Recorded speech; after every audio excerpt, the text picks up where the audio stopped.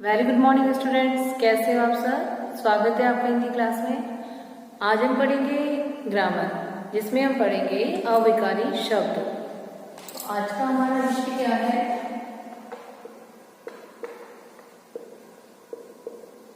अविकारी शब्द या अव्यय। ठीक है। अब जो ये अविकारी शब्द है, ये क्या होते हैं? पहले हमने विकारी शब्द पढ़ा था, उसमें हमने क्या पढ़ा कि वे शब्द जिनमें लिंग वचन कारक के कारण परिवर्तन हो जाता है वो होते हैं विकारी शब्द। और अव्यय जो आज हम पढ़ेंगे अविकारी शब्द या फिर अव्यय, अव्यय भी बोलते हैं इनको। वो क्या होते हैं कि जिनमें की लिंग वचन कारक आदि के कारण बदलाव उत्पन्न नहीं होता, मतलब परिवर्तन नहीं होता, वो होते हैं अविकारी शब्द। इसका अर्थ ही यही होता है अ प्लस विकार, मतलब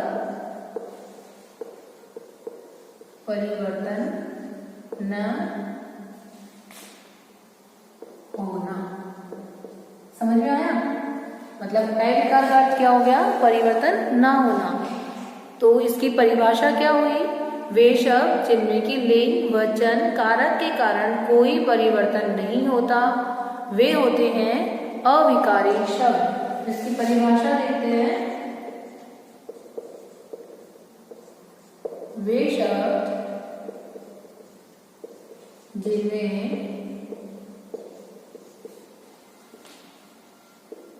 लिंग वचन कारक के कारण कोई परिवर्तन नहीं होता वे अविकारी शब्द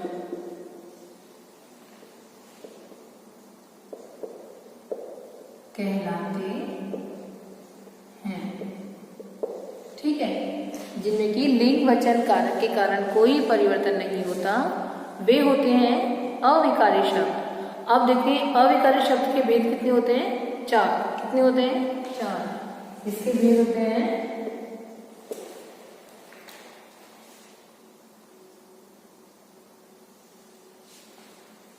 पहला होता है क्रिया विशेषण, दूसरा होता है संबंध बोधक अव्यय, तीसरा होता है समुच्चय बोधक अव्यय, चौथा है विस्मयादि बोधक अव्यय, और पांचवा है निपात। सॉरी बच्चों, मैंने चार बोला था, पांचवा है निपात। तो इसके भेद कितने हो गए? पांच। पहला क्रिया विशेषण, दूसरा संबंध बोधक, तीसरा समुच्चय बोधक, चौथा विस्मय आदि बोधक और पांचवा निपात। तो इसके कितने भेद हो गए? पांच। तो अब इसके सभी भेदों के बारे में पढ़ेंगे।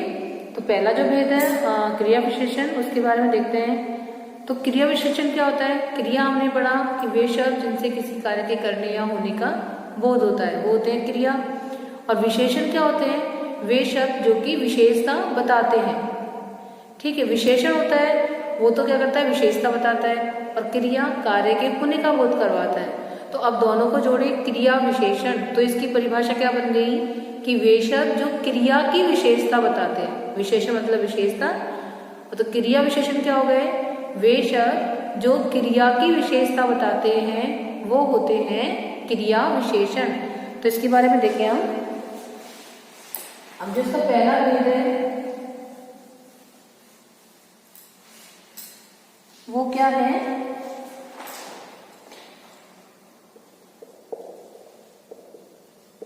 क्रिया विशेषण।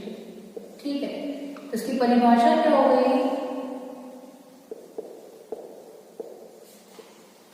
क्रिया की विशेषता बताने वाले क्रिया की विशेषता बताने वाले शब्द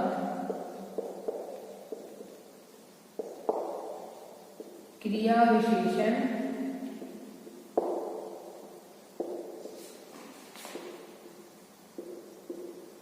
कहलाते हैं। ठीक है, क्रिया की विशेषता बताने वाले शब्द क्रिया विशेषण कहलाते हैं। अब जैसे हम देखें,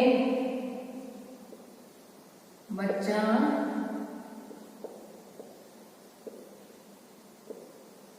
तेज दौड़ रहा है,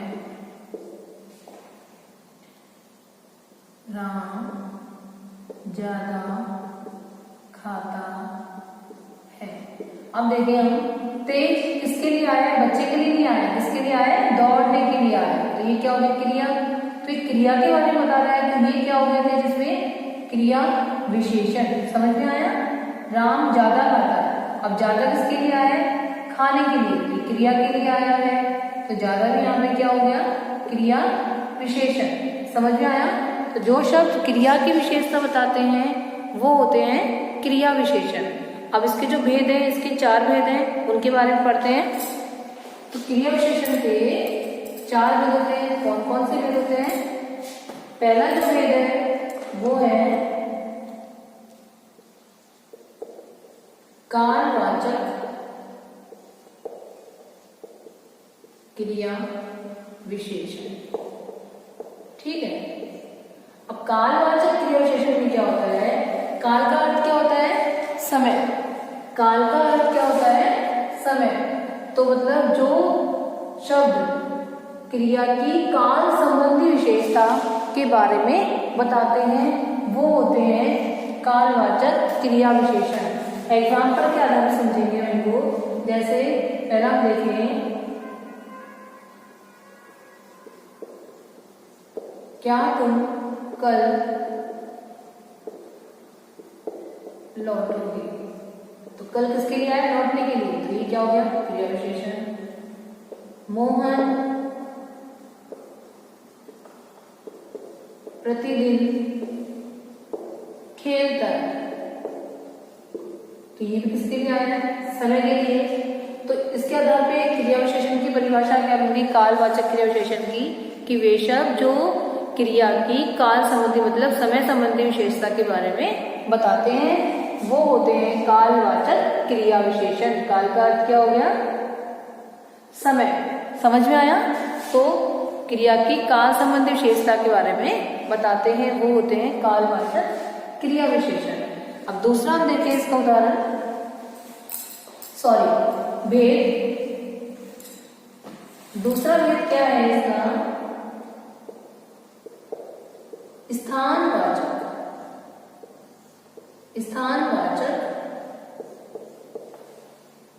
क्रिया विशेषण। अब जैसे हमने काल में पढ़ा था, काल की विशेषता करते हैं मतलब समय संबंधी। तो इसमें किसका हो रहा है? स्थान का बोध हो रहा है। मतलब वे शब्द जो क्रिया की स्थान संबंधी विशेषता का बोध करवाते हैं वो होते हैं स्थानवाचक क्रिया विशेषण। उदाहरण के तौर पर समझें, वहां मत बैठे। दूसरा देखिए, कविता बाहर खेल रही है। समझ में आया? अब वहां मत बैठिए, वहां किसका बोध करवा रहा है? स्थान का बोध करवा रहा है। कविता बाहर खेल रही है, बाहर किसका मतलब? ये भी स्थान का। अब हम देखें कि यदि हमें नहीं समझ में आए तो जो क्रिया है उसमें हम कहाँ लगा के यदि प्रश्न करते हैं तो हमें किसका बोध होता है? स्थान का बोध होता है। तो स्थानवाचक क्रिया विशेषण में कौन सा शब्द क्रिया विशेषण है ये पता लगाने के लिए हमें कहाँ लगाकर प्रश्न करना चाहिए, तभी हमें उसका आंसर मिलता है। समझ में आया? तो वे शब्द जो कि स्थान संबंधी क्रिया की स्थान संबंधी विशेषता का बोध करवाते हैं वो होते हैं स्थानवाचक क्रिया विशेषण। समझ में आ गया? अब तीसरा हम देखते हैं, तीसरा कौन सा है? तीसरा है परिमाण, परिमाणवाचक क्रिया विशेषण। अब जैसे कि हमने विशेषण में पढ़ा था परिमाण, परिमाण का अर्थ क्या होता है? जो कि माप तौल संबंधी विशेषता का बोध करवाते हैं। तो माप परिमाणवाचक क्रिया विशेषण में क्या हो जाएगा? वे शब्द जो क्रिया की मात्रा का बोध करवाते हैं। मात्रा मतलब वही माप तौल आ गया कि क्रिया कितनी हो रही है, जैसे कि राम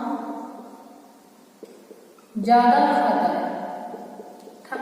समझ में आया कि इसमें क्या हो रहा है? क्रिया जो है इसकी मात्रा का बोध हो रहा है, कम, ज्यादा, थोड़ा, बहुत, ये सब किसमें आते हैं? परिमाणवाचक क्रिया विशेषण में। ठीक है, मोहन कम बोलता है। समझ में आ गया? तो वे शब्द जो कि क्रिया की मात्रा का बोध करवाते हैं, मात्रा संबंधी विशेषता का बोध करवाते हैं, वो होते हैं परिमाणवाचक क्रिया विशेषण। अब हम जो चौथा भेद है वो देखते हैं कौन सा है?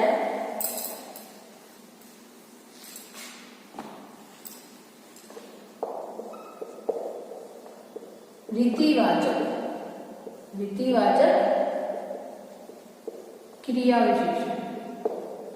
अब जो रीतिवाचक है, रीति मतलब होता है कार्य करने का तरीका, किस तरीके से, मतलब कार्य का जो ढंग है, कार्य करने का जो तरीका है, कार्य करने की जो विधि है, उसे बोलते हैं रीति। तो जो वे शब्द जो क्रिया के करने के तरीके का बोध करवाते हैं, मतलब क्रिया की रीति की विशेषता का बोध करवाते हैं, वो होते हैं रीतिवाचक क्रिया विशेषण। जैसे उदाहरण देते हैं हम, कछुआ धीरे धीरे चलता है। समझ में आया? पिताजी जोर से चिल्लाए। अब समझ में आया आपको? इसमें क्या हो रहा है? जो कार्य है, क्रिया है, इसकी रीति का बोध हो रहा है, कार्य किस प्रकार हो रहा है, इसे करने के ढंग का बोध हो रहा है, तो ये होता है रीतिवाचक क्रिया विशेषण। जैसे कछुआ धीरे धीरे चलता है, कैसे चल रहा है? धीरे धीरे। कार्य किस प्रकार हो रहा है? धीरे धीरे। तो कार्य करने की रीति का बोध हो रहा है, तो ये हो गया रीतिवाचक क्रिया विशेषण। ऐसे ही पिताजी कैसे चिल्लाए? जोर से। तो किस प्रकार हो रहा है? जोर से। तो ये हो गया रीतिवाचक क्रिया विशेषण। तो हमने पढ़ा इसके चार भेद, किसके? क्रिया विशेषण के। कालवाचक, जिसमें कि समय संबंधी विशेषता का बोध होता है। दूसरा हमने पढ़ा स्थानवाचक, जिसमें कि स्थान संबंधी विशेषता का बोध होता है। तीसरा हमने देखा परिमाणवाचक क्रिया विशेषण, जिसमें कि क्रिया की मात्रा का बोध होता है। ठीक है, मात्रा संबंधी विशेषता का बोध होता है, वो होता है परिमाणवाचक। चौथा हमने देखा रीतिवाचक, इसमें क्या होता है? क्रिया के करने का ढंग, क्रिया के करने की रीति का बोध हो रहा है, उसे कहते हैं रीतिवाचक क्रिया विशेषण। अब जो इसका दूसरा भेद है संबंध बोधक, उसके बारे में देखते हैं।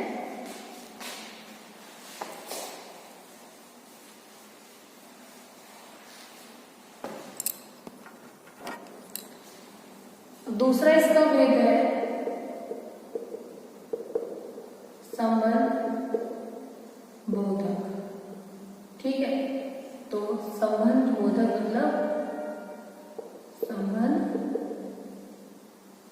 बताने वाले। समझ में आया?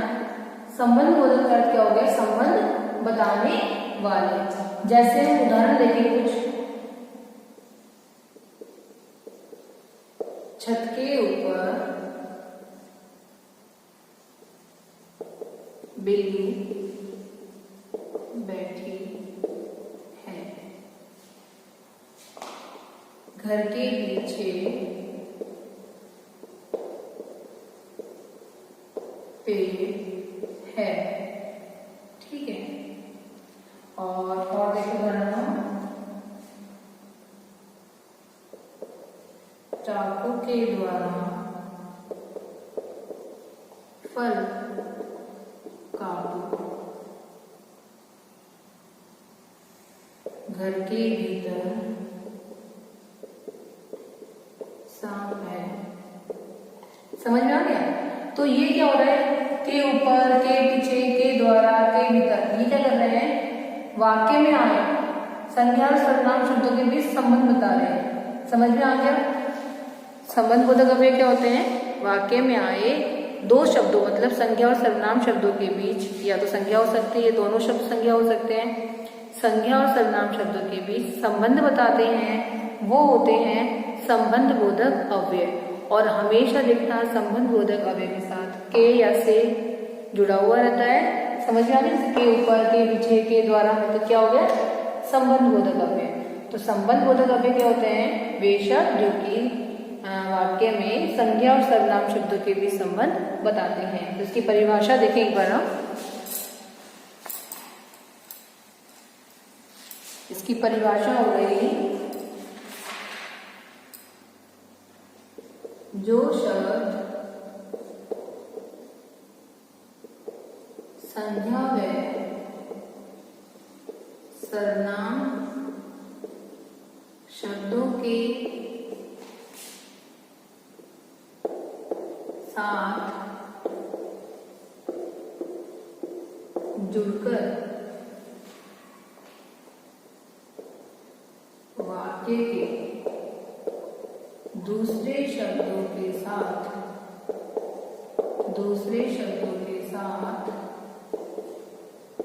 संबंध बताते हैं,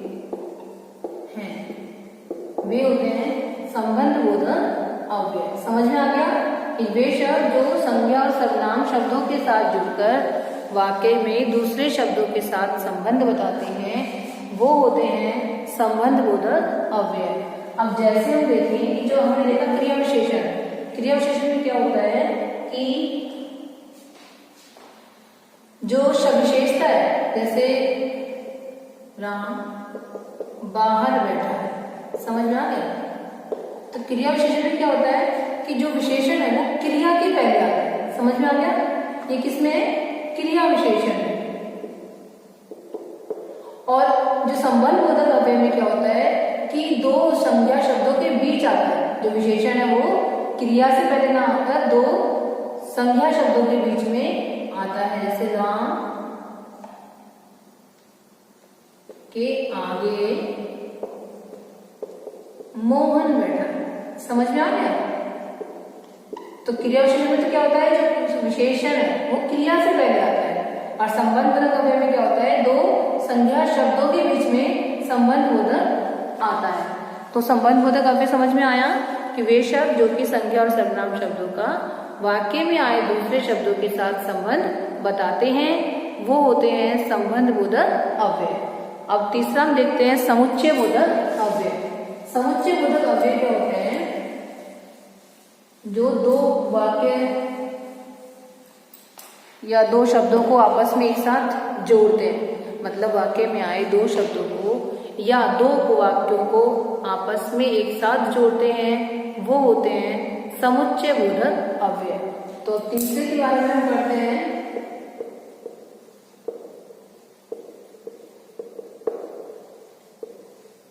समुच्चय बोधक अव्यय। समझ में आया? अब समुच्चय बोधक अव्यय में क्या होता है? जैसे मदन व नंदन सो रहे हैं। ठीक है। दूसरा देखें,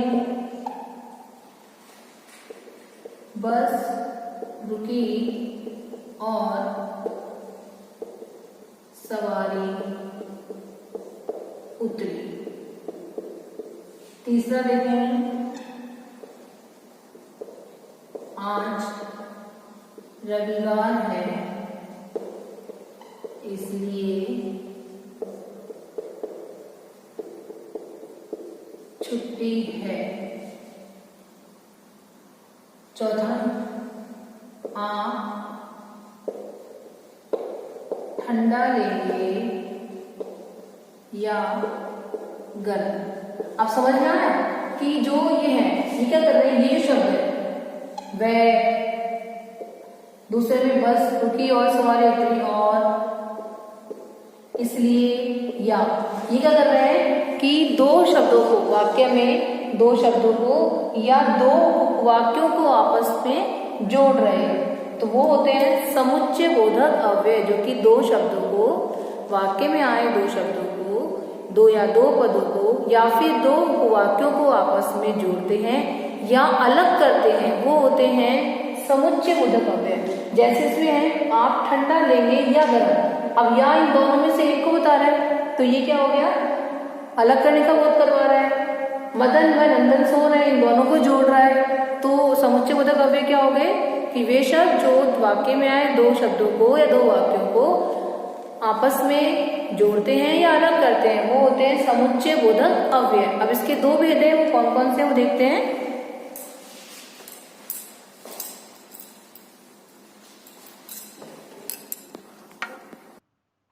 इसका पहला हो गया समानाधिकरण,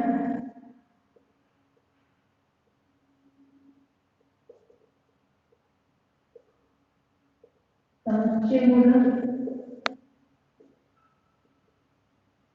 अब इसमें से क्या होता है कि समानाधिकरण क्या होता है कि जो कि वाक्य में दो शब्दों को आपस में जोड़ते हैं, वाक्य में दो शब्दों को आपस में जोड़ते हैं, बोलते हैं समानाधिकरण। और दूसरा इसको व्याकरण का पढ़ेंगे, पहले हम समानाधिकरण देखते हैं। तो इसका उदाहरण देखते हैं कोई भी, जैसे अभी देखा था हमने राम व मोहन दोनों भाई हैं, ठीक है। दूसरा देखते हैं रामायण महाभारत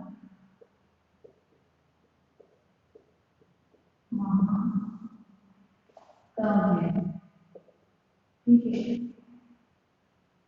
तीसरा मैंने कोशिश की लेकिन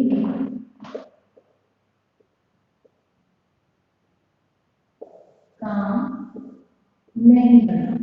तो अब हमने एक वाक्य देखे कि राम व मोहन, मतलब ये दो शब्दों को जोड़ रहा है, रामायण तथा महाभारत, ये दो शब्दों को जोड़ रहा है।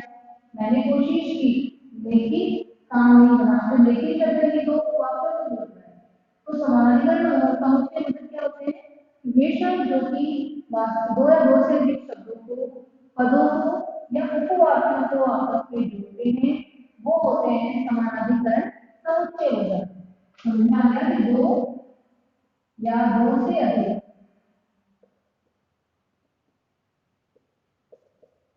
पदों को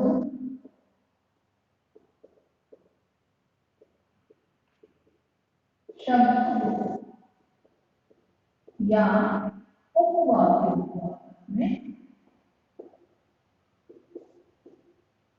आपस में जोड़ते हैं। समझ में आ गया, ये तो सिर्फ समानाधिकरण। और दूसरा है व्याधिकरण, ठीक है।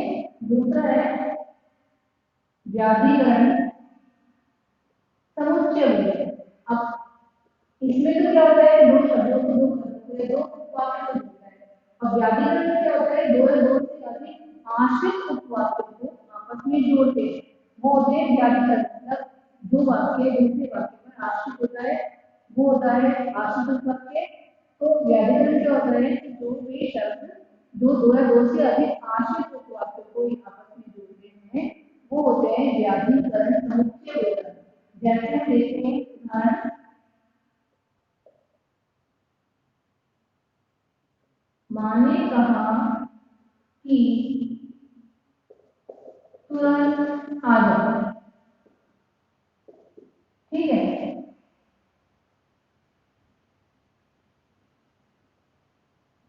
मेहनत करो ताकि पास हो जाओ। अब ये जो है ये क्या है? ये आश्रित वाक्य मतलब इसके ऊपर आश्रित है। मेहनत करो तभी बात हो जाओ, आज करो तो मेहनत करेगा, इस पर आश्रित है। तो व्याधि माने कहा कि तुरंत आ जाओ, इससे आश्रित है माने कहा। तो व्याधि का समझते मतलब क्या होता है कि ये दो से अधिक आश्रित उपवाक्यों को आपस में जोड़ने वाले शब्द व्याधिकरण वाक्य कहलाते हैं। तो हमने समुच्चय बोधक के दो पढ़े। अभी चौथा पेज है इसका बेसिक आदि बोधक, वो हम देखते हैं।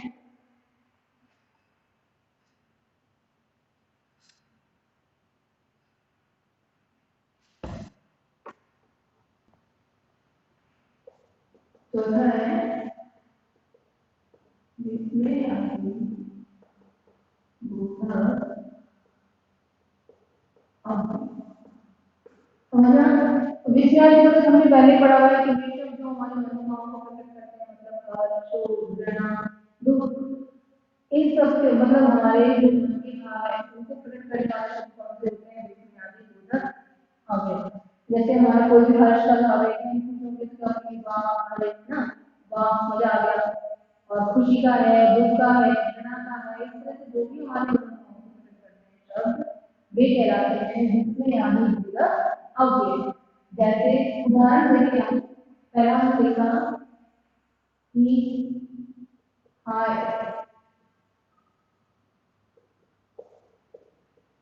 कि क्या हो रहा है, ठीक है। दूसरा देखें क्या खूब, बहुत सुंदर है, छी कितना गंदा है। तो ये सारे शब्द हाय या खूब, छी, सावधान, वाह, मजा आ गया, इसका उत्तर वाला ये हमारे मनोभावों को प्रकट करते हैं। यदि हम खुश है, दुखी है हम, या आश्चर्य का बोध हो रहा है, घृणा का बोध हो रहा है, तो ये जो शब्द है सारे उसको उत्तर वाले हैं हमारे मनोभावों को, वो होते हैं जिसमें यानी बोधक अव्यय। तो जैसे खुशी का भाव, हम इसके भी अलग अलग भेद हैं। जैसे पहला है जिसमें यानी बोधक, जिसमें बोधक, तो इसमें क्या होता है? आश्चर्य का होता है। इसमें कौन कौन से होते हैं? अरे, क्या, ओ, ठीक है, इस तरह से। दूसरा देखिए हर्ष बोधक मतलब खुशी का भाव, इसके लिए कौन कौन से करते हैं? आहा, वाह, क्या खूब, ठीक है, मजा आ गया ऐसे। तीसरा है घृणा बोधक, घृणा का बोधक मतलब ईर्ष्या है। तो कौन सा होता है? छी, या फिर छी छी और धिक, बोलते हैं ना, ठीक है। इसके बाद धर, इस तरह से और भी होते हैं। उसका देखिए हम स्वीकृति बोधक, स्वीकृति मतलब स्वीकृति देना, जैसे हाँ ठीक है, हाँ ठीक है, ठीक है, इस तरह से। इसके बाद ठीक, फिर है चेतावनी बोधक, चेतावनी बोधक, इसमें क्या होता है कि सावधान, किसी को चेतावनी देना, सावधान,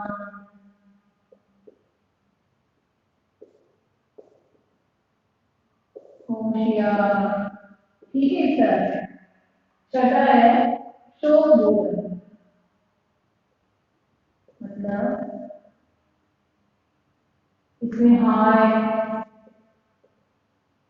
उफ, हे राम, ठीक है, इस तरह से। सातवां है आशीर्वाद बोधक, आशीर्वाद मतलब इसमें क्या होता है? इसे कहेंगे दीर्घायु हो, सुखी हो।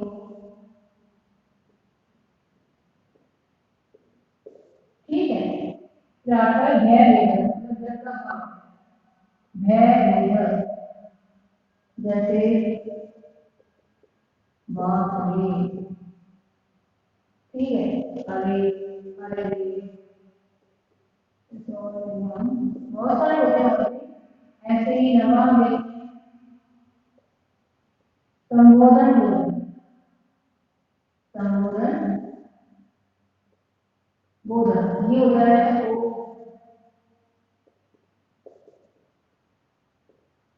सुनो, इस तरह से। तो ये होता है जिसमें आगे बोलते हैं, मतलब कौन कौन से हो गए, हर्षवर्धन, इसमें उधर दो की किसमें का बोलता है, हर्षवर्धन खुशी का बोलता है, नया बोलता है, स्वीकृति बोधन, चेतावनी बोधन, शोक बोधन, आशीर्वाद बोधन, भय बोधन, संबोधन बोधन। ये हो गए जिसमें आगे बोलता है। अब जो हमारा पांचवा विभाग, उसको देखते हैं।